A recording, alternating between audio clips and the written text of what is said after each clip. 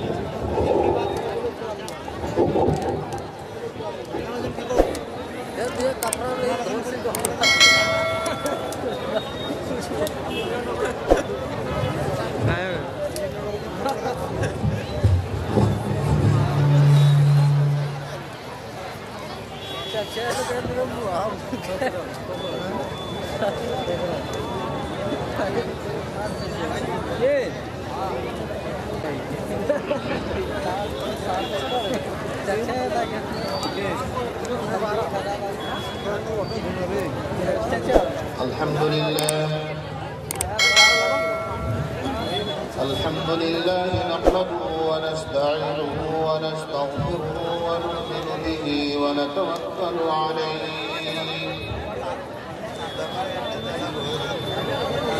ونعوذ بالله من شرور أنفسنا ومن سيئات أعمالنا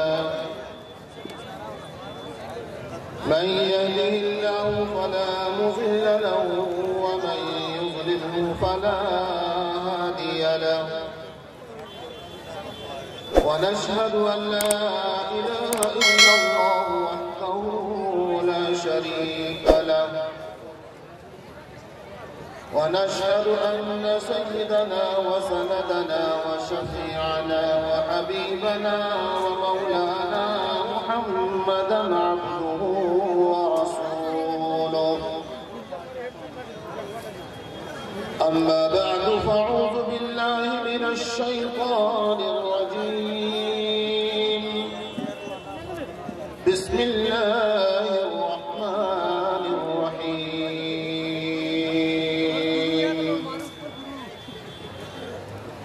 ألف لام را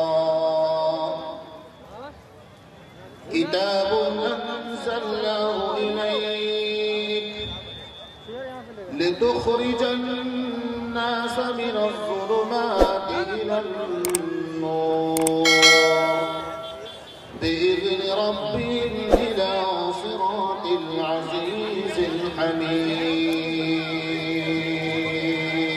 سبحان الله. وقال الله تبارك وتعالى في مقام آخر أعوذ بالله من الشيطان الرجيم إن الله لا يغير ما بقوم حتى يغيروا ما بأنفسهم وقال رسول الله صلى الله عليه وسلم كلكم راع وكلكم مسؤول عن رعيته صدق الله العظيم وصدق رسوله النبي الكريم.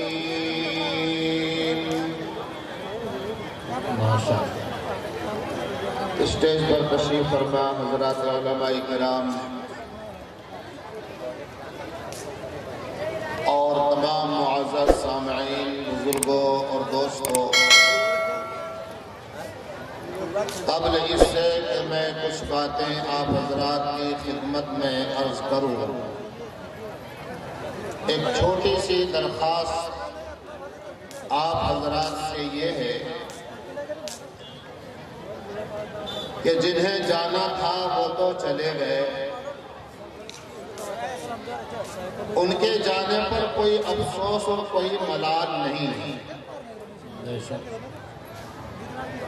وہ تو اس خیر و برکت والے مجمع کو چھوڑ کر چلے گئے جو رحمتیں برس رہی تھی وہ اب بھی برس رہی ہیں اور وہ محروم ہو کر جا رہے ہیں. لیکن ملال اس بات کا ہوگا کہ آپ اگر جمع کر بیٹھے رہیں تو اس طرح نہ بیٹھیں کہ دو چار یہاں ہوں دو چار وہاں ہوں. چھوٹا سا مجمع ہی صحیح، چند لوگوں کا وجود ہی صحیح، تھوڑا سمٹ کر بیٹھ جائیے. یہ میری چھوٹی سی درخواست ہے آپ حضرات سے. مجمع کے انتشار سے بولنے والے کا مضمون منتشر ہو جاتا، ان کا ذہن بھٹک جاتا. آپ حضرات لائق صد مبارک بات ہے کہ آپ کو اللہ نے توفیق دی ہے اور اللہ کی توفیق سے آپ لوگ جمع ہوئے ہیں، بیٹھے ہوئے ہیں. بس اتنی سی درخواست ہے کہ آپ اپنی جگہ کو چھوڑ کر وہ جگہ آپ کے پاس جو ہے وہ عارضی ہے، وہ جگہ آپ کی نہیں ہے. بیٹھنے کے لیے آپ کو زمین والے نے اجازت دی ہے، اس لیے اس جگہ کے چھوٹ جانے پر کوئی ملال نہیں ہونا چاہیے. آپ سمٹ کر آ جائیے اور تھوڑا مل کر بیٹھ جائیے. اس سے یہ ہوگا کہ کہنے والے کا دل بھی خوش ہوگا، بات بھی سامنے آئے گی اور جتنی توجہ آپ کی ہوگی آپ کی توجہ کے حساب سے بات چیت بھی ہو پائے گی. آپ نے منظوم کلام کافی دیر سے سنا. نبی پاک صلی اللہ علیہ وسلم کی شان میں پڑھے جانے والے کلام کو جس عقیدت اور جس محبت کے ساتھ آپ نے سنا ہے وہ یقیناً اپنے آپ میں ایک بے مثال کام ہے جو آپ نے اس کام کو انجام دیا ہے. اب کچھ باتیں نظم میں نہ آ کر کچھ باتیں نثر میں آ رہی ہیں، کچھ باتیں تقریر کی شکل میں آ رہی ہیں. آپ ان باتوں کو بھی سنیں. میں نے اس وقت دنیا کے حالات کے پیش نظر سورہ ابراہیم کی ابتدائی آیت کی تلاوت کی ہے.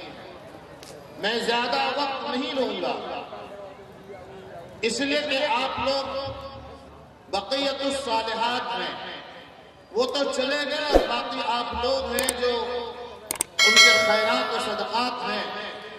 اللہ آپ کے بیٹھنے کو قبول فرمائے اور جو قربانی آپ بیٹھ کر دے رہے ہیں اللہ اس قربانی کو بھی قبول فرمائے. میں آپ کو زیادہ پریشانی میں نہیں ڈالوں گا اور زیادہ وقت نہیں لوں گا اس لیے کہ جب مجمع ہی نہیں رہے گا تو پھر اکیلا بھی یہاں بیٹھ کر کیا کروں گا. لیکن جتنے بھی ہیں وہ دل جمعی کے ساتھ بیٹھے. حاضرین محترم، میں نے اس وقت سورہ ابراہیم کی ابتدائی آیت کی تلاوت کی ہے. اللہ رب العزت نے اس سورت کے ابتدا میں 3 حرف الف لام اور را کے ذریعے سے یہ سورت شروع ہوتی ہے.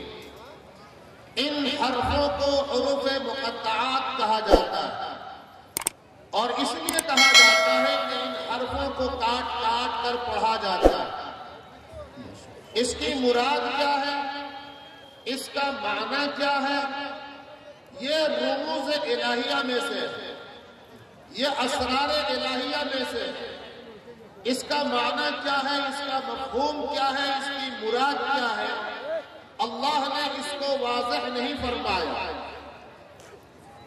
اور اسی لیے تمام علماء کرام مفسرین عظام جب قرآن کی تفسیر لکھتے ہیں تو آگے بس اتنا چھوٹا سا جملہ لکھتے ہیں واللہ اعلم بمرادی، اس کی مراد کیا ہے وہ اللہ کو زیادہ بہتر معلوم ہے، لیکن چونکہ کلام ربانی کا ایک حصہ ہے اور یہ منزل من اللہ ہے، اللہ کی طرف سے نازل شدہ ہے، اس لیے ہمارا اس کے صحیح اور برحق ہونے پر ایمان اور یقین ہے۔ جس طرح قرآن کریم کے دوسرے ایک ایک لفظ پر ہمارا ایمان ہے اور یقین ہے کہ یہ اللہ کا نازل کردہ ہے، اسی طرح ان حروف کے بارے میں بھی ہمارا یہی عقیدہ ہے کہ یہ منزل من اللہ ہے اور یہ برحق ہے، اس کا مفہوم، اس کا معنی جو بھی ہو وہ اللہ کے علم میں ہے، ہمارا اس کے اوپر ایمان ہے۔ آگے چل کر بات آتی ہے، اللہ نے فرمایا کتاب انزلناہ الیک، ایک چھوٹا سا جملہ ہے، 3 الفاظ کا استعمال ہے، کتاب انزلناہ الیک، یہ 3 چھوٹے چھوٹے سے لفظ استعمال کیے گئے ہیں، لیکن اس کائنات کے مالک نے بڑا کمال کر دیا کہ انہوں نے اپنے اس کتاب 3 لفظوں میں کتاب کا کتاب برحق ہونے بھی ظاہر کر دیا اور اس کتاب کا منزل من اللہ ہونا بھی بتا دیا کہ یہ ایک کتاب ہے۔ یہ کون سی کتاب ہے؟ اسی قرآن مجید کے بالکل شروع میں الف لام میم ذالک الکتاب لا ریب فیہ ھدی للمتقین، یہ وہ کتاب ہے، اشارہ ہے قرآن مجید کی طرف کہ قرآن مجید وہ کتاب ہے جس میں شک کی کوئی گنجائش نہیں ہے۔ اللہ یہاں فرماتا کتاب انزلناہ الیک، یہ کتاب ہے، اس کو ہم نے اتارا۔ معلوم ہوا کہ قرآن جو اللہ کی کتاب ہے یہ آسمان سے آئی ہے، یہ کتاب نازل ہوئی ہے، اللہ نے اس کو اتارا ہے۔ معلوم ہوا کہ کائنات میں اس کا لکھنے والا کوئی بشر نہیں، کوئی علم والا نہیں، کوئی باکمال نہیں، چاہے وہ کتنا ہی باکمال کیوں نہ ہو۔ قرآن کسی انسان کا لکھا ہوا نہیں ہے، کسی انسان کا مرتب کیا ہوا نہیں ہے، قرآن یہ اللہ کی کتاب ہے اور اللہ نے اس کتاب کو نازل فرمایا ہے۔ یہ بات واضح ہو گئی ساری دنیا کے انسانوں کے لیے کہ کوئی اس کتاب میں شک کرتا ہے تو اس کا شک کرنا بہت بھاری پڑتا ہے۔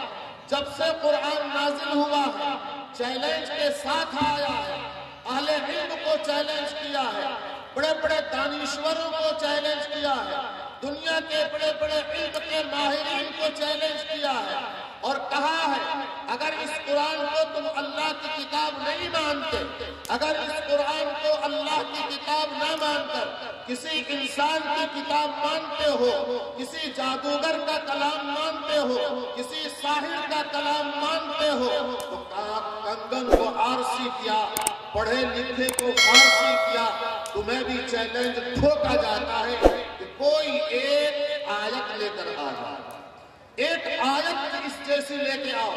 کہیں کہا گیا کہ ایک سورت اس جیسی لے کر آؤ۔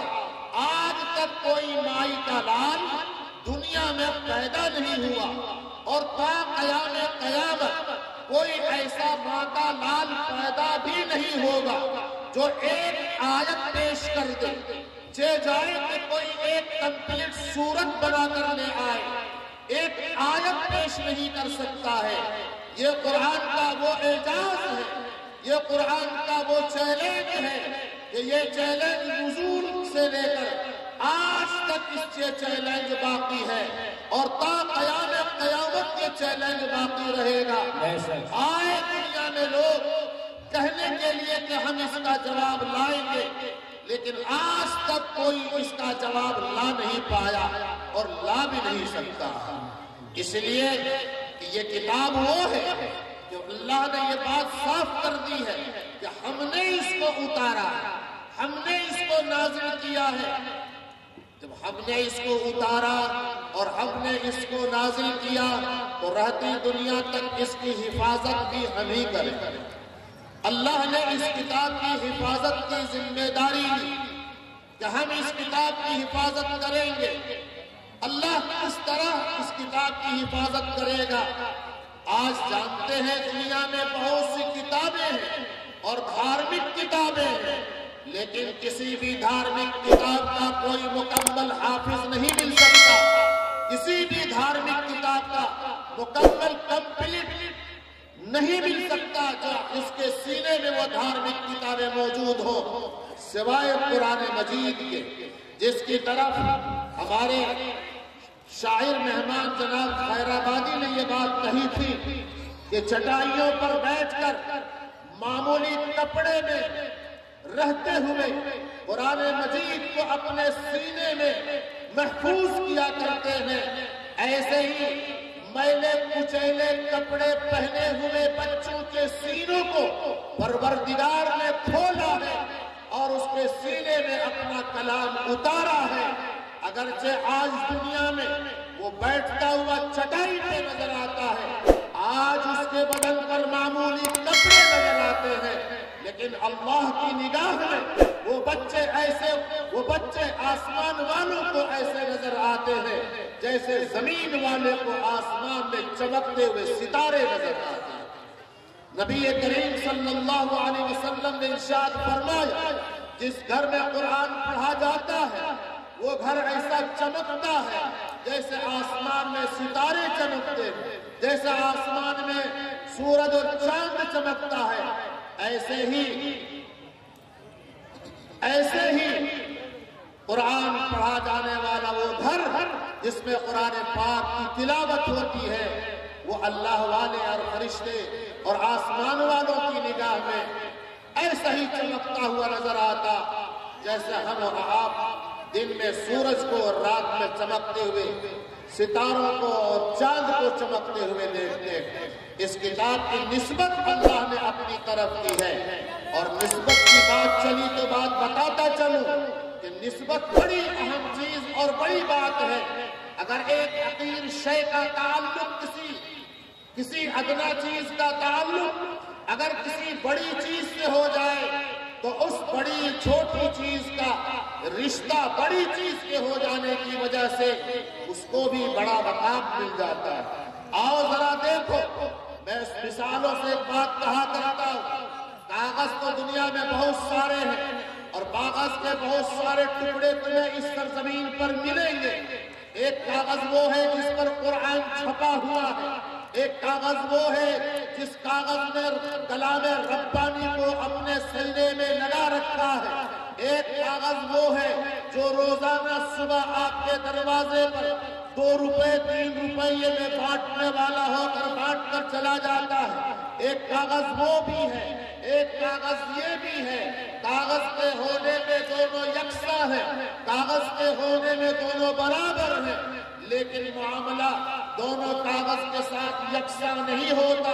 قرآن مجید کا اگر تھوڑا سا پنا پھٹا ہوا، اس کا ایک ورق کا تھوڑا ٹکڑا کہیں کٹا ہوا راستے میں مل جاتا ہے، ایک شرابی کی نظر پڑتی ہے، ایک جواڑی کی نظر پڑتی ہے، ایک بدکردار کی نظر پڑتی ہے، اس کا ایمان اس وقت میں چھلک اٹھتا ہے، اگرچہ اس کی زندگی میں اعمال خیر کے نام کی کوئی چیز نہیں ہے، لیکن دل میں ایمان کی رمق باقی ہے۔ نظر پڑتی ہے کہ قرآن مقدس کا ٹکڑا ہے، تڑپ جاتا ہے اور اس ٹکڑے کو اٹھاتا ہے، اس کو صاف کرتا ہے، اس کو زبان سے منہ سے لگا کر بوسہ دیتا ہے، اس کو آنکھوں سے لگاتا ہے اور اس کو کسی قاعدے سے محفوظ جگہ پر رکھ دیتا ہے کہ اب دوبارہ اس کاغذ کے ٹکڑے کی بے حرمتی نہ ہونے پائے۔ یہ معاملہ اس کاغذ کے ٹکڑے کے ساتھ ہوتا ہے، اور ایک کاغذ وہ ہے جو روزانہ آپ کے گھر میں اخبار کی شکل میں آتا ہے، اس میں بھی کلام چھپا ہوا ہے، اس میں دیش دنیا کی خبریں ملتی ہیں، سچی پکی کچی جھوٹی ساری طرح کی نیوز چھپے ہوئے ملتے ہیں، اور اس کی اہمیت یہ ہے کہ آپ اس کو پڑھ لیتے ہیں اور اور اس پڑھنے کے بعد اس کو پھاڑ ڈالتے ہیں. کوئی دکان کی پرچونی کی دکانوں میں اس کا پڑیا بنایا جاتا ہے, کہیں دسترخوان کے طور پر استعمال کیا جاتا ہے, کہیں غلاظت و گندگی میں اس کا استعمال ہوتا ہے.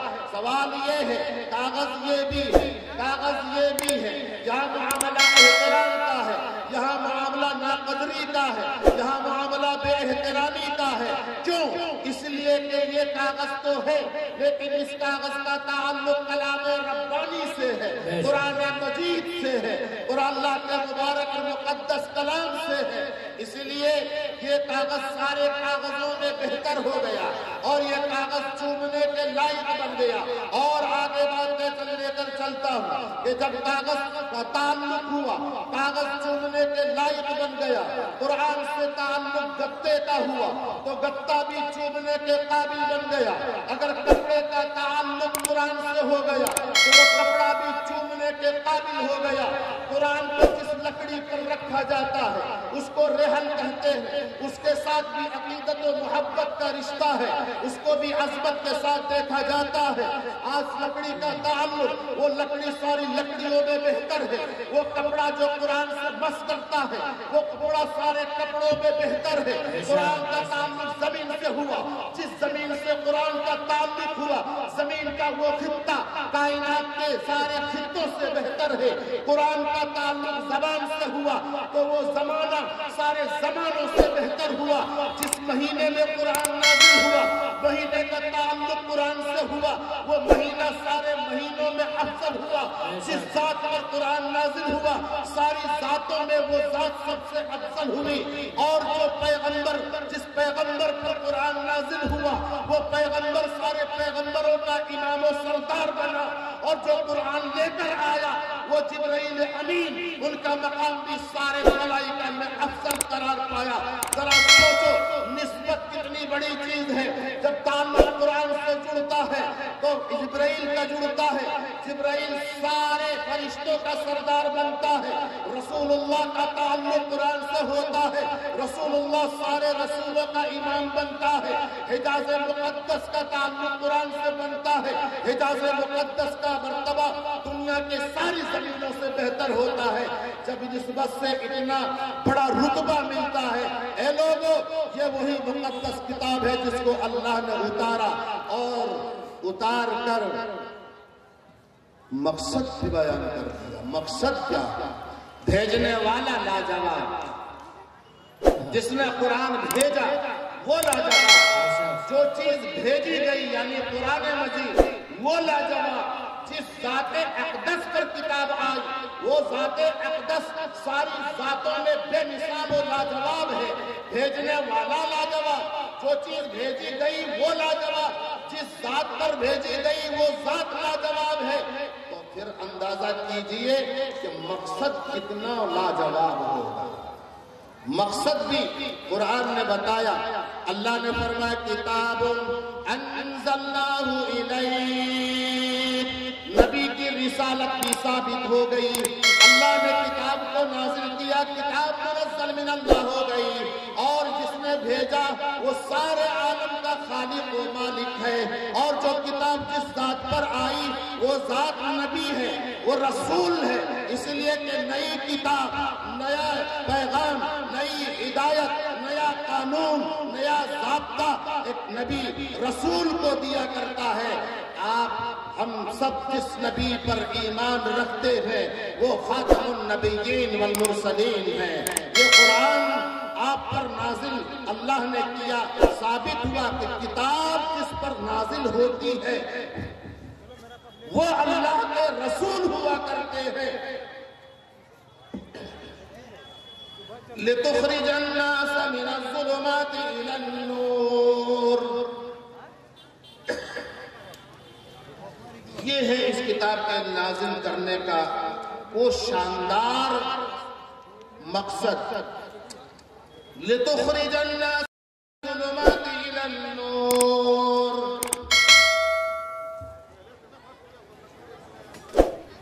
اے نبی, ہم نے یہ کتاب تم پر نازل کی. یہ کتاب, یہ تحفہ, انمول تحفہ جو میرے خزانے میں تھا اگر اس سے بھی لاجواب کوئی تحفہ ہوتا وہ تو میں دیتا.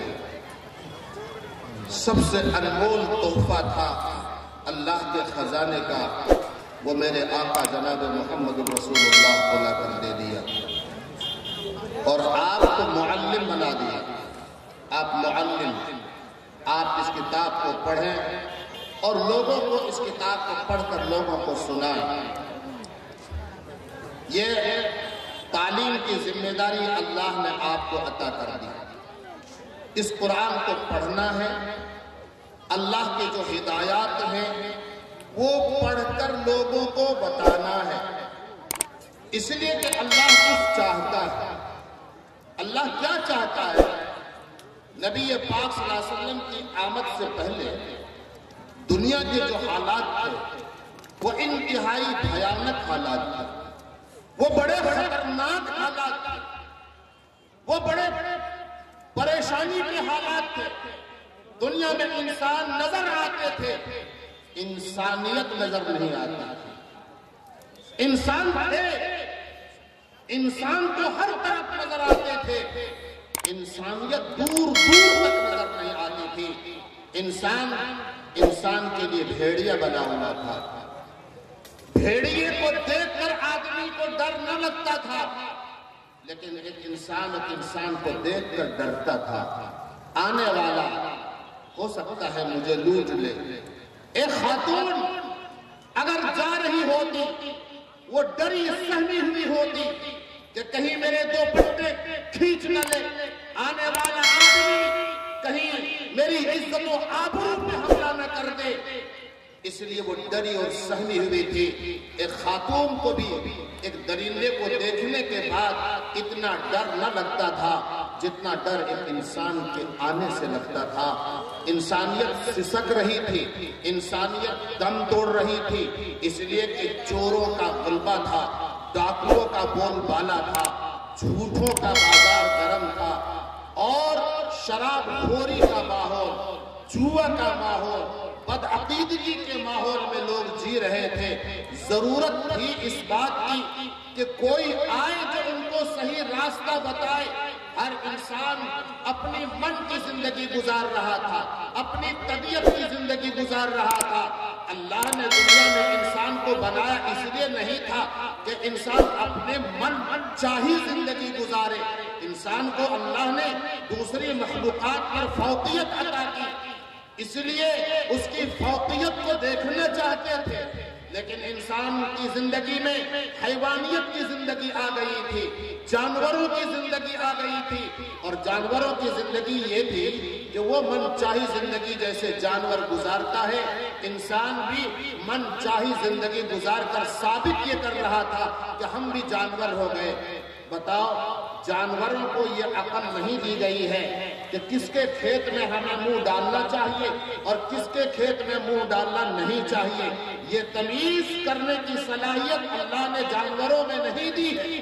جانور تو گھر سے نکلتا ہے، جہاں ہریالی نظر آتی ہے وہیں پہ منہ ڈال دیتا ہے. اس کو یہ پتا نہیں کہ آج میں منہ ڈال دوں گا، میرے پیچھے کوئی ڈنڈا لے کر آنے والا ہے اور وہ ڈنڈے ہمیں مارے گا. ڈنڈا لگتا ہے تب اس کو سمجھ میں آتا ہے کہ شاید میں کوئی غلطی کر رہا ہوں، تو جلدی سے اس کھیت سے وہ باہر نکل جاتا ہے. دوسرے کھیت میں پھر منہ ڈالتا ہے، وہاں بھی ڈنڈا پڑتا ہے. تیسرے کھیت میں منہ ڈالتا ہے، پھر اس کو ڈنڈا پڑتا ہے. لیکن جب جنگلوں میں چلا جاتا ہے، وہ چٹیل میدانوں میں جا کے چرنے لگتا ہے، تو اب وہ سمجھ جاتا ہے کہ اب میں صحیح جگہ پر آ گیا ہوں، اب کوئی مجھے ڈنڈا نہیں مارے گا.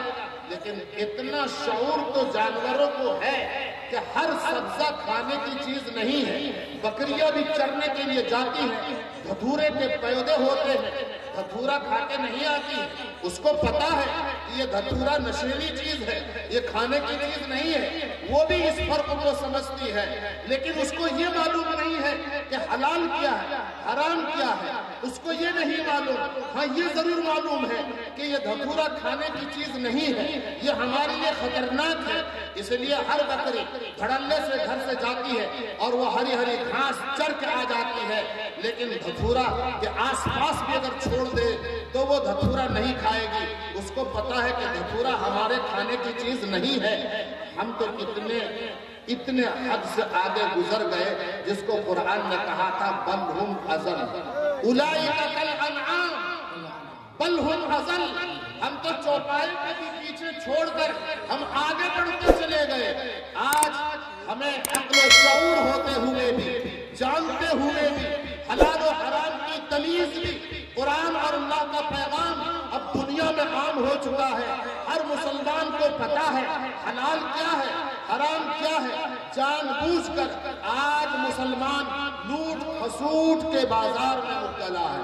آج مسلمان لوٹ کھسوٹ کر رہا. لوٹنا کھسوٹنا دوسرے کے مال کو دوسری آج کے موجودہ حالات کی روشنی میں آج موجودہ طریقے سے دوسرے کے مال کو چھین لینا، دوسرے کے مال کو ہڑپ کر لینا آج بھی اس کو کمال سمجھا جاتا ہے. ہم تو جانور سے بھی آگے نکل گئے. جانور کو تو پتہ نہیں تھا کہ حلال ہے کہ حرام ہے، وہ تو نادانی میں چلا گیا تھا. آج مسلمان جان بوجھ کر حرام میں ہاتھ ڈال رہا ہے اور وہ اس کو اپنے ہاتھوں کی فنکاری سمجھ رہا ہے یا اپنے ہاتھوں کی صفائی سمجھ رہا ہے. یہ وہ ظلمت ہے، یہ وہ اندھیرا ہے. قرآن اس لیے آیا تھا کہ ہر ظالم کا ہاتھ رک جائے، مظلوم کی حمایت کی جائے. کسی کا مال لوٹا جا رہا ہے، اب لوٹ کھسوٹ کا دروازہ بند کیا جائے، ظلم و ستم کا راستہ روکا جائے اور انصاف کا، امن کا، بھائی چارگی کا، سکون کا، عافیت کا، محبت کا پیغام عام کیا جائے، بھائی چارگی کو قائم کیا جائے، انسانیت قائم کی جائے، انسانیت کا سبق دیا جائے. اس لیے یہ قرآن اللہ نے اس مقصد کے لیے اتارا ہے لِتُخْرِجَ النَّاسَ مِنَ الظُّلُمَاتِ إِلَى النُّورِ. اے نبی ہم نے یہ کتاب آپ پر اتاری ہے اس لیے تاکہ آپ اس کتاب کے ذریعے سے لوگوں کو ضلالت سے، گمراہی سے، لوٹ کھسوٹ سے، شراب خوری سے، زناکاری سے، چغلی سے، غیبت سے، بے حیائی سے، بے شرمی کی چیزوں سے، گناہوں سے نکل کر ہدایت کی روشنی میں آؤ اور ہدایت کی روشنی میں آ کر پاکیزہ زندگی گزارو. تمہارے بدن پر جو کپڑا ہو وہ حلال پیسے کا ہو، تمہارے پیٹ میں جو غذا ہو، جو روٹی کا ٹکڑا یا جو چاول کا لقمہ تمہارے اندر جائے وہ حلال کمائی کا ہو. اس لیے قرآن آیا، وہ تمہیں حلال راستہ بتاتا ہے، وہ تمہیں جائز راستہ بتاتا ہے، وہ تمہیں ہدایت کا راستہ بتاتا ہے. اے لوگو اگر تم نے اس ہدایت کے راستے کو چھوڑا تم جانوروں سے بھی بدتر ہو گئے، تم جانوروں سے بھی زیادہ گزر گئے، تم نے حدوں کو پھاند دیا. قرآن نے کہا وَوَيْلٌ لِّلْكَافِرِينَ مِنْ عَذَابٍ شَدِيدٍ. اگر تم قرآن کے احکامات کو ٹھکراؤ گے، اگر قرآن کے پیغام کا تم انکار کرو گے، اگر تم قرآن کے احکامات کو نظر انداز کرو گے، اگر تم قرآن کی ہدایت کو نظر انداز کرو گے اور اپنے من چاہی زندگی گزار کر تم باکمال بننا چاہو گے، قرآن تم کو آگاہ کرتا ہے، آگاہ کرتا ویل تباہی ہے، ویل بربادی ہے، ویل ہلاکت ہے انکار کرنے والوں کے لیے. بن عذاب شدید، سخت عذاب کے ذریعے سے تم تباہ کر دیے جاؤ گے، تم برباد کر دیے جاؤ گے. اے لوگو یہ قرآن تمہارے لیے سراپا ہدایت ہے. اے لوگو یہ قرآن دنیا میں انقلاب پیدا کرنے کے لیے آیا ہے. یہ قرآن دنیا میں بدلاؤ لانے کے لیے یہ قرآن دنیا میں آیا ہے. تم قرآن کو چھوڑ کر سمجھو گے ہم اپنی دولت کی بنیاد پر، اپنی کمائی کی بنیاد پر، اپنے ہاتھوں کی صفائی کی بنیاد پر، اپنے علم کی بنیاد پر، اپنے فراست کی بنیاد پر، اپنی دانشوری کی بنیاد پر ہم کامیابی کو چوم لیں گے. کامیابی ہمارے قدموں کو چومے گی، ہم کامیابی کے منزل کو چھو لو گے. خدا کی قسم قرآن سے بیزار رہو گے، تم زمین پہ ٹھوکر مار دیے جاؤ گے. آج پوری دنیا میں مسلمانوں کا حال کیا ہے؟ وہ قرآن سے بیزاری کا نتیجہ ہے. جو بھی قومیں آج اٹھتی ہے مسلمانوں تمہیں تھپڑ مارتی ہے، جو بھی قوم اٹھتی ہے تمہیں مٹانے کے پلاننگ کرتی ہے، جو بھی قوم طاقت میں آتی ہے تمہاری وجود کو مٹا دینا چاہتی ہے۔ اگر تم اپنا وجود چاہتے ہو، اگر تم اپنا رسوخ چاہتے ہو، اگر تم دنیا میں امن چاہتے ہو، اگر دنیا میں کامیاب ہونا چاہتے ہو، تمہیں پیغام قرآن کا پیغام اپنانا پڑے گا۔ اور صحابہ کی وہ صفتیں جو قرآن نے بیان کیا، صحابہ کامیاب ہوئے، اپنی نبی کی باتیں سنے، سمعنا قالوا سمعنا واطعنا، ہم نے سن لیا اور ہم نے عملی طور پر مان لیا۔ ہم کانوں سے سن لیں اور عمل کر کے نہ دکھائیں۔ جھوٹے ہیں وہ جو سچائی کا دعویٰ کرے، جو عشق نبی کا دعویٰ کرے، جو محبت نبی کا دعویٰ کرے، جو عشق اسلام کا دعویٰ کرے، زبان سے بولے عمل سے اس کو چھوڑ ڈالے، وہ جھوٹے دعوے ہیں، یہ کھوکھلے دعوے ہیں۔ ان جھوٹے دعووں سے کوئی نہ کامیاب ہوا۔ آؤ نبی دیکھو انقلاب کیسے آیا۔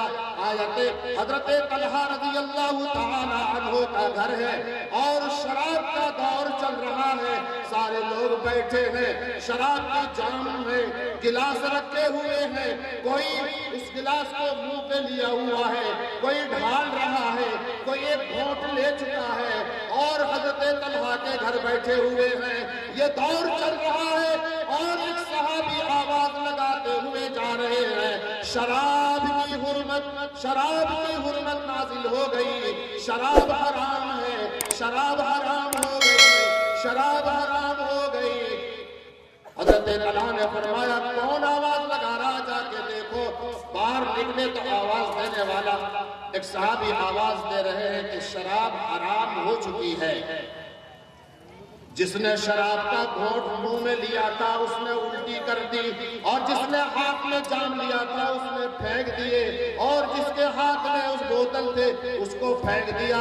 نتیجہ یہ نکلا کہ مدینے میں گلیوں میں شراب کی ندیاں بہہ گئی۔ سننا تھا اور فوراً عمل کرنا تھا۔ سمعنا، ہم نے سنا، اللہ کا فرمان سنا، نبی کا فرمان سنا، اور عملی طور پر اب کوئی سمجھوتا نہیں ہوگا۔ زمانہ کیا بولے گا، لوگ کیا بولیں گے، سماج کیا بولے گا، خاندان کے لوگ کیا بولیں گے، رشتہ داروں کی طرف سے تانے سننے کو ملیں گے، کوئی سمجھوتا نہیں۔ نبی نے کہہ دیا شراب حرام ہے تو آج سے شراب حرام ہے۔ میرے بھائیوں، صرف نظم میں، نثر میں سیرت نبی سن لو، سیرت بیان سن لو، کوئی معنی نہیں رکھتا جب تک اس کا تعلق عمل سے نہ ہوگا۔ صحابہ نے کر کے دکھایا، عمل کر کے دکھایا، اور قرآن نے جب انہوں نے کر کے دکھایا اور اتنے اعلیٰ پیمانے پر گئے، وہ صحابہ جو کل شرابی تھے آج رونے والے، گڑ گڑانے والے بنے، وہ لوگ جو کل پتھروں کی عبادت کر رہے تھے آج خدا کے سامنے رونے والے بنے، کل جو جوا کھیل رہے تھے آج وہ گڑ گڑانے والے ہوئے، کل جو چوری کر رہے تھے، ڈکیتی کر رہے تھے، وہ اپنے فعل پر نادم ہو کر اللہ کے سامنے گڑ گڑا رہے تھے۔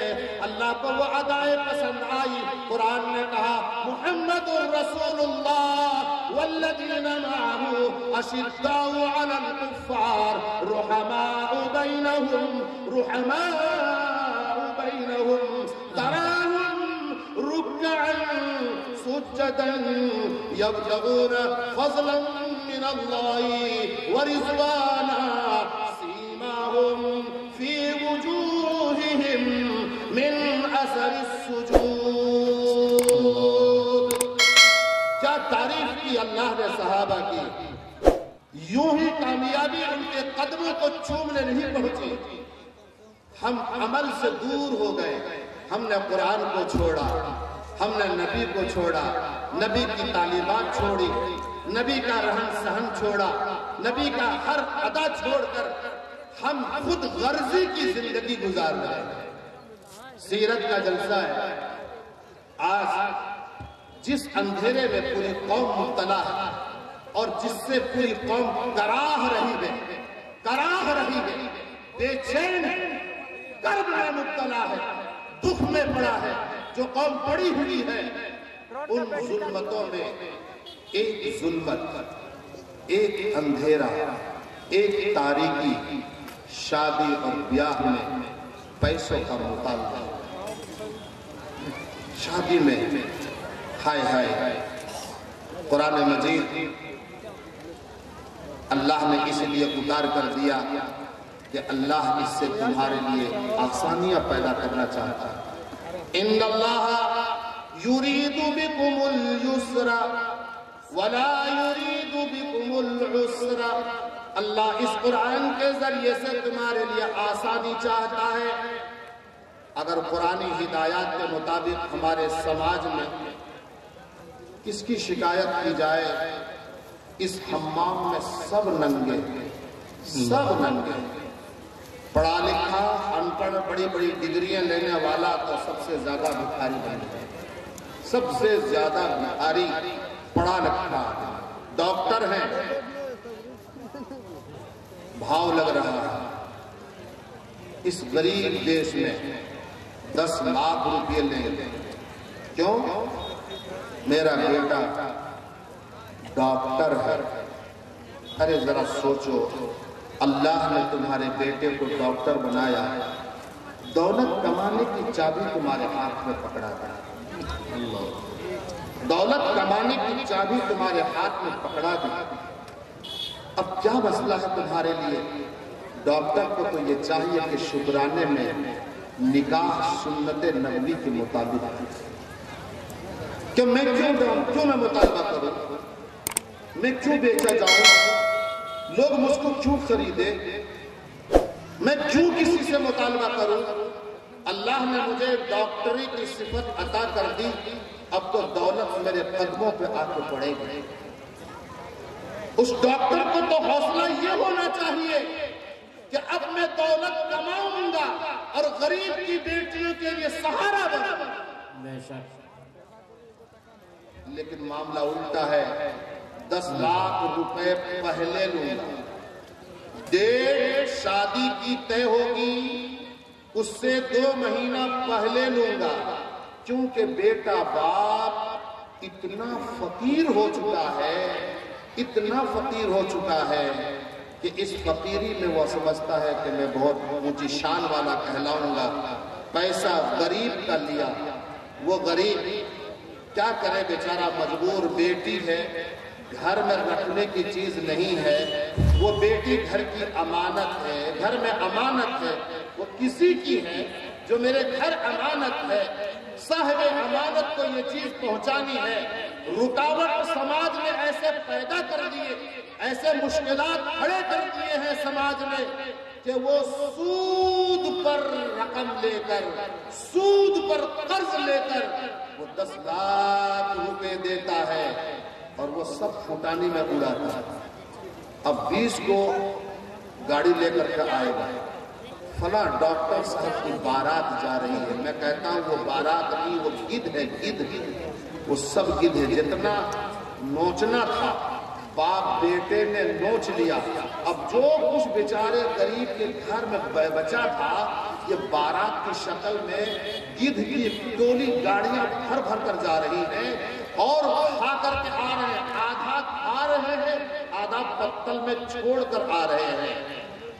یاد رکھو لوگوں، موت تمہارے پیچھے لگ چکی ہے، موت تمہارے پیچھے لگ چکی ہے، تمہیں اس کا حساب دینا ہوگا، اس کا حساب دہی کے لیے تیار رہو۔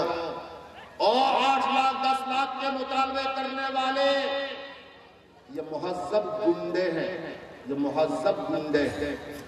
اور سماج میں جب ایسا دیکھا تو معاف کیجئے گا، ماشاءاللہ ہمارے کچھ مولوی حضرات نے سوچا ہم بھی ذرا ہاتھ صاف کر دیں، موقع ملا تو وہ بھی چکے نہیں، 2-4 لاکھ تو وہ بھی مطالبہ کرنے لگ گئے۔ یہ وہ ظلمت ہے جس ظلمت میں ہماری قوم ہم محسوس کرتے ہیں، اسی سماج میں رہتے ہیں، ہم راجستھان رہتے ہیں، علاقے سے ہر سال دسیوں آدمی پہنچتا ہے، اس لیے کہ مولانا صاحب آپ کے یہاں کچھ اثر و رسوخ ہے، کچھ تعلقات ہیں، میری مدد کرا دیجئے، بیٹی کی شادی کرنی ہے، کچھ نہیں ہے، 4 لاکھ روپیہ دینا ہے۔ لوگوں، اپنے بھائی کو تم نے بھکاری بنایا ہے یہ پیسہ مانگ کر۔ یاد رکھو، پوچھو علماء سے، دارالافتاء سے فتوے منگواؤ، تمام فتاوے کی کتابوں میں اس رقم کا مطالبہ کرنا حرام ہے، اور اس حرام پیسوں سے کھلانا بھی حرام ہے، اور اس میں عیاشی کرنا بھی حرام ہے۔ سوچتے ہو تو یہ ظالم حکومتیں ہمارے اوپر کیوں آ رہی ہیں؟ یہ ظالم حکومتیں کیوں آ رہی ہیں؟ یہ اسی لیے آ رہی ہیں کہ تم بدلنے والے آسانی سے نہیں ہیں۔ نہ مؤذن کی اذانوں میں دم رہے کہ تم میں بدلاؤ آئے، اماموں کو تم نے اپنے مسجد میں اپنا غلام ایسا بنا لیا کہ اس کی زبان سے جائز اور ناجائز کی بات نہ بولے۔ امام بولے گا ہمارے من کی بات بولو، سماج کے من کی بات بولو، سماج کی ہت میں بولو، سماج کے ہت میں بولو۔ بیچارے امام صاحب کی زبان سے بھی یہ بات نہیں آتی کہ میں جائز بولوں کہ ناجائز ہے۔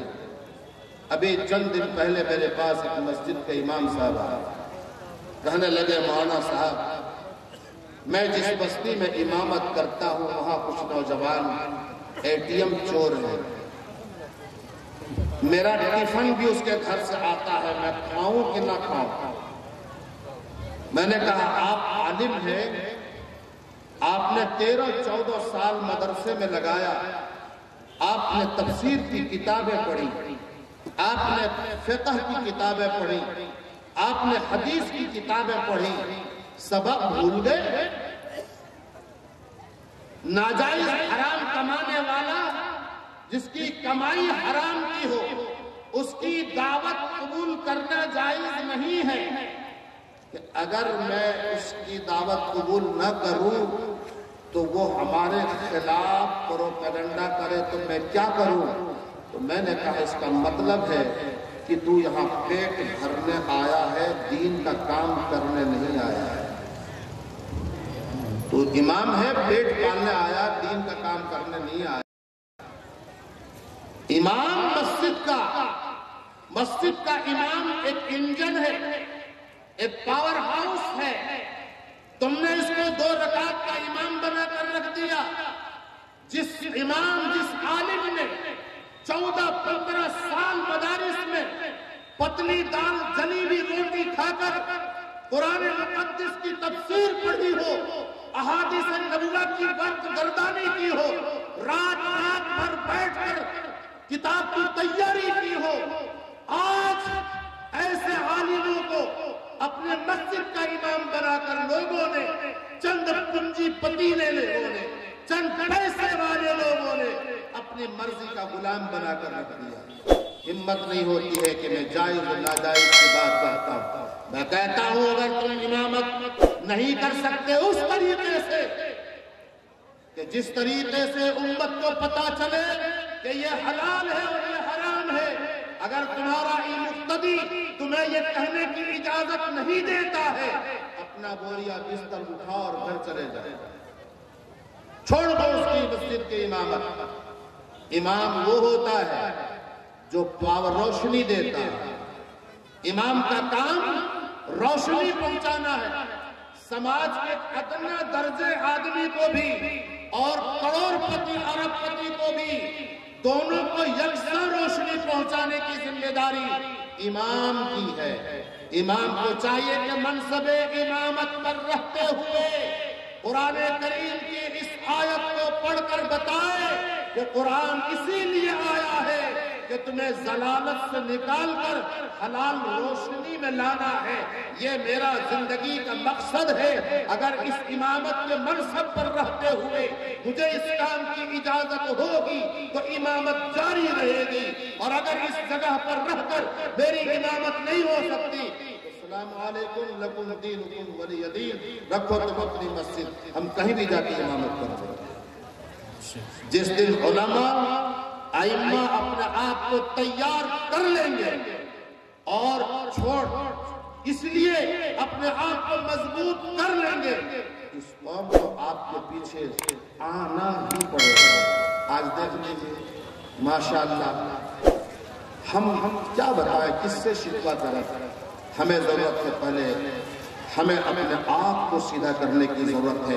ہمارے علماء کرام بھی یہاں موجود ہیں، میں ان کے سامنے گستاخی کر رہا ہوں، میں معذرت کے ساتھ یہ عرض کرتا ہوں کہ آپ کھل کر اس بات پر کھل کر بولیں، آپ بتائیں آج ہمارا نوجوان چوری میں مبتلا ہو رہا ہے، ڈکیتیوں میں مبتلا ہو رہا ہے، بدکاریوں میں مبتلا ہو رہا ہے، کون ہے اس کا رکھوانا، کون ہے اس کی حفاظت کرنے والا؟ اب کوئی پیغمبر آنے والے نہیں ہے، اب کوئی رسول اس دنیا میں آنے والے نہیں ہیں، اب کوئی نئی کتاب آنے والی نہیں ہے، اب نئی شریعت نہیں آئے گی، کتاب آ چکی ہے، پیغمبر نہیں آئیں گے، پیغمبر کی ہم جانشینی اختیار کرنے والے علماء ربانی کو آگے آنا پڑے گا، کھل کر مخالفت کرنی پڑے گی، تمہیں بائیکاٹ کرنا پڑے گا، تمہیں اپنے آپ کو جھونکنا پڑے گا۔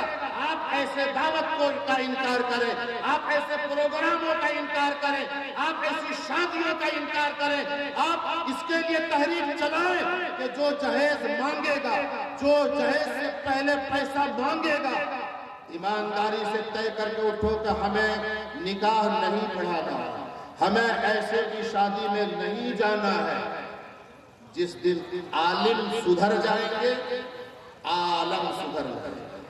بے شک بے شک۔ کہاں جائیں گے؟ کہاں جائیں گے؟ کہاں جائیں گے؟ خدا کی قسم، آپ کے بغیر کوئی جنازہ نہیں پڑھا سکتا، آپ کے بغیر کوئی نکاح نہیں پڑھا سکتا ہے۔ میں علماء کو بھی دعوت دیتا ہوں اور ہر علاقے اور بستی کے سمجھدار سوجھ بوجھ رکھنے والے، پر پنچایتی میں عدل و انصاف کی بات کرنے والے مکھیا جن کا اثر ہے، جن کا اثر و رسوخ ہے، بستی کے ایسے چیدہ لوگ آئیں اور اس سماج کو برائی سے بچانے کے لیے اگر آپ نے قدم نہ اٹھایا تو یاد رکھیے خدا کی جب پکڑ آئے گی تمہیں کوئی بچانے والا نہیں۔ یہ ظالم بادشاہ جو آ رہے ہیں، یہ ہماری بدعمالیوں کی بنیاد پر یہ فیصلے ہو رہے ہیں۔ تم اذان مؤذن کی اذانوں سے نہیں سدھرو گے، اپنے اماموں کی تقریروں سے تم بدلنے والے نہیں ہو، تم جلسوں میں خطابت کو سن کر بدلنے والے نہیں ہو۔ منظوم کتنے ہی ہٹ کلام پیش کر دیا جائے تب بھی تمہارے اندر بدلاؤ کی کوئی کیفیت نظر نہیں آتی ہے، تو کیا تم جانوروں کی زندگی گزارنے کے لیے آئے ہو؟ اگر تم ایسے نہ سمجھو گے، قرآن سے نہیں سمجھو گے، نبی کی باتیں سن کر نہ سمجھو گے، اماموں کی تقریروں سے نہ سمجھو گے، تو کوئی سنبھالنے والا اللہ انتظام کرے گا اور وہ ڈنڈے لے کے بھیجے گا، وہ تمہارے خلاف قانون بنائے گا کہ تمہیں اس ملک سے نکالا جائے گا، تم کو گھر سے بے گھر کیا جائے، تمہاری زمین اور جائیداد چھین لیے جائیں۔ یہ تمہارے تباہی اور بربادی کے سارے فیصلے ہو چکے ہیں، اب تو اس کے نفاذ کا موقع تلاش کیا جا رہا ہے۔ یہ سب ہمارے آپ کی بدعمالیوں کا نتیجہ ہے۔ ایسے ناجائز و حرام لوٹو گے، ایسے ناجائز کمائی کھاؤ گے، ایسے ناجائز کاروبار کرو گے، ایسے غریبوں کو تم اور غریب بناؤ گے، تو پھر یاد رکھو تباہی اور بربادی تمہارے مقدر ہو کر رہے گے۔ قرآن کی تعلیم کے بغیر تم نجات نہیں پا سکتے میرے دوستو۔ اچھا ہے، آ جاؤ، قبول کر لو، مان لو۔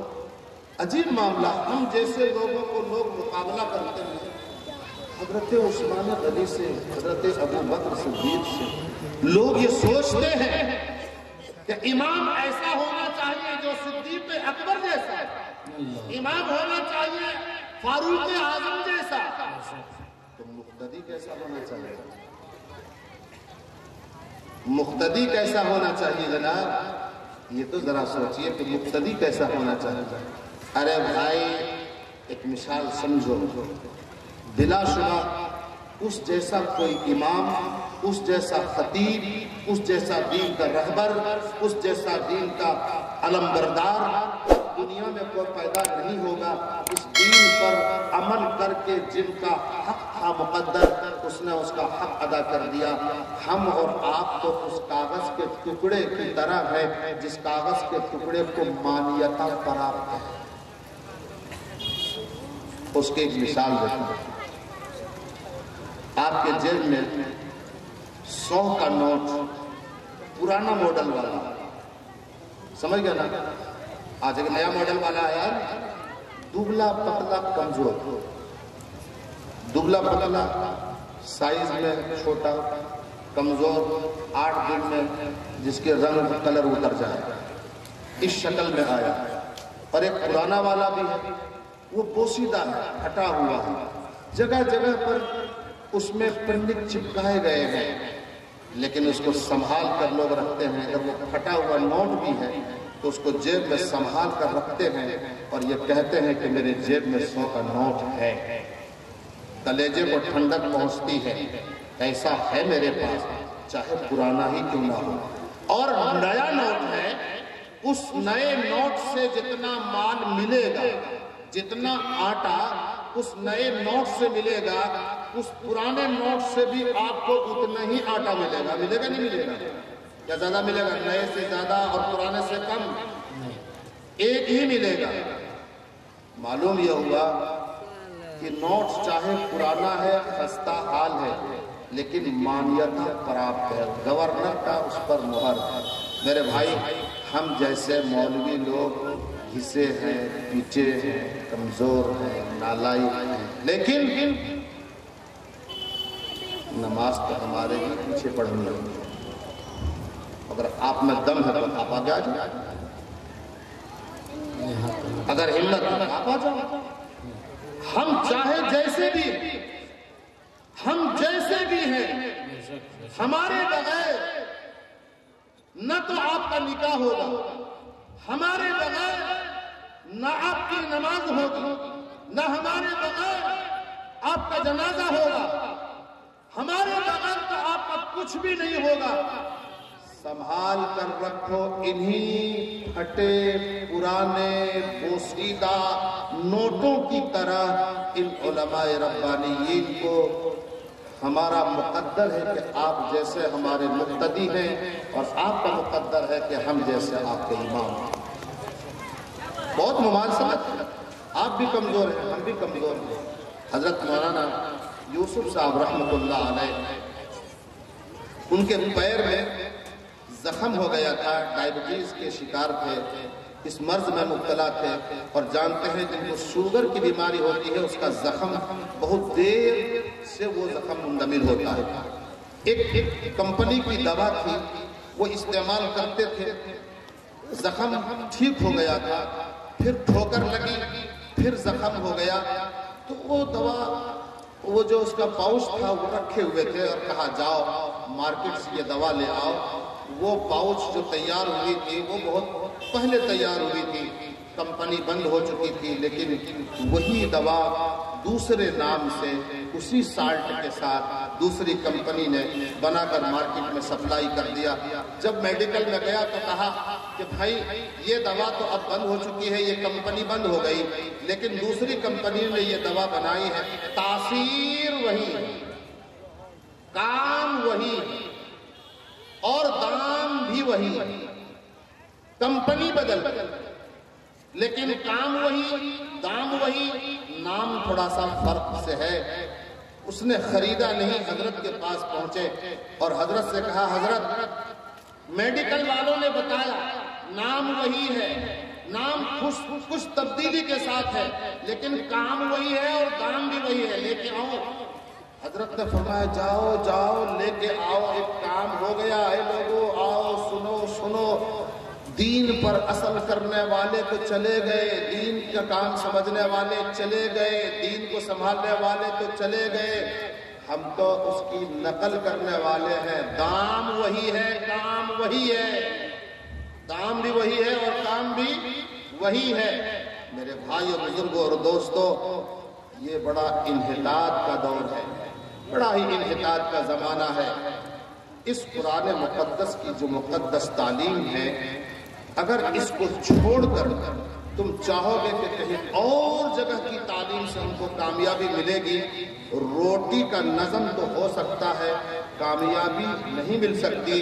اور دنیا کی چند روزہ زندگی کی کامیابی ملتی ہے تو یہ کامیابی کوئی بڑی کامیابی نہیں، یہ بہت بڑی کامیابی نہیں ہے، یہ ایک عارضی کامیابی ہے. اصل کامیابی وہ ہے جو مرنے کے بعد سے آپ کی زندگی میں شروع ہوتی ہے.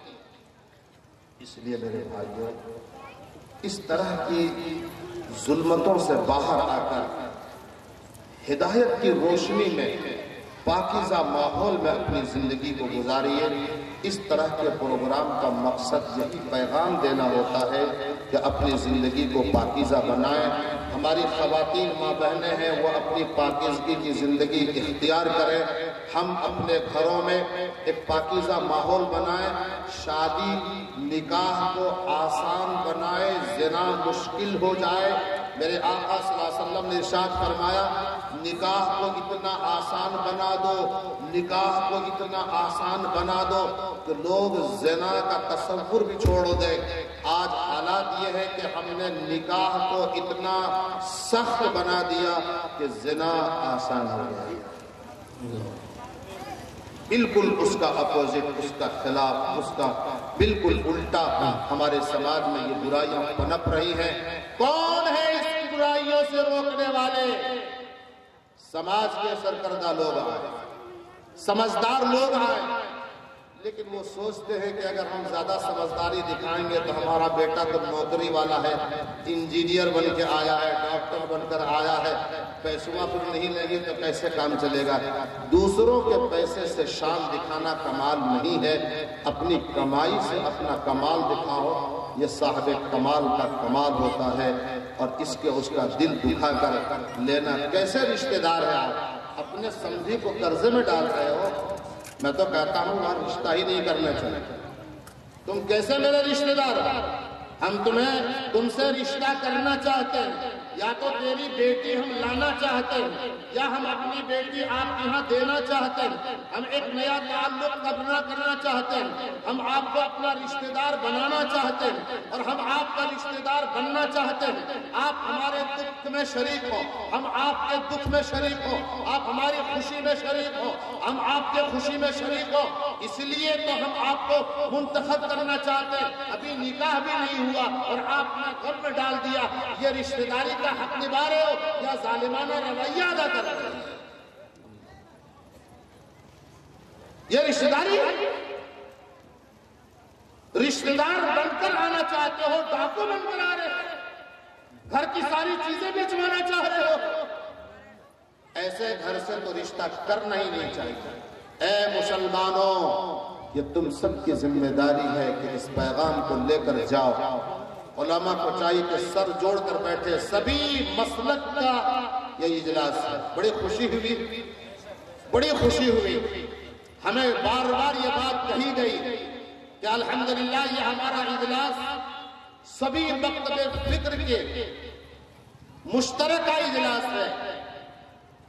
میں نے خوش نصیبی محسوس کی کہ آج پہلی مرتبہ ایک ایسے اسٹیج سے بولنے کا موقع ملے گا جو سب کے اشتراک سے یہ مجلس منعقد ہوئی، یہ پروگرام چل رہا ہے. میرے بھائیوں، میں سبھی مسلک کے ذمہ داروں کو مبارکباد پیش کرتا ہوں، اور ساتھ ہی ساتھ یہ درخواست کر کے میں اپنی بات کو ختم کرتا ہوں کہ سبھی مسلک کے ذمہ دار لوگ کم سے کم اس بات پر سر جوڑ کر بیٹھیں کہ ہماری سماج کی غریب سے غریب تر کی بیٹیاں آباد ہو جائیں اور ان کی شادیاں ہو جائیں. یہ پیغام لے کر جائیے. یہ وہ ظلمت ہے جس میں یہ قوم، سبھی مکتب فکر کے لوگ اس میں جھوج رہے ہیں، پریشان ہیں، اور آئے دن طلاق کی نوبتیں آ رہی ہیں. اللہ تعالی ہم سب کو سمجھنے کی توفیق عطا فرمائے، اور امید کرتا ہوں کہ انشاءاللہ کبھی ایسی خبر ضرور ملے گی کہ یہاں کے لوگوں نے اس اشتراک کے ساتھ، اس اتحاد اور اس اتفاق کے ساتھ اس اسٹیج کو اور اس پروگرام کو سجایا ہے۔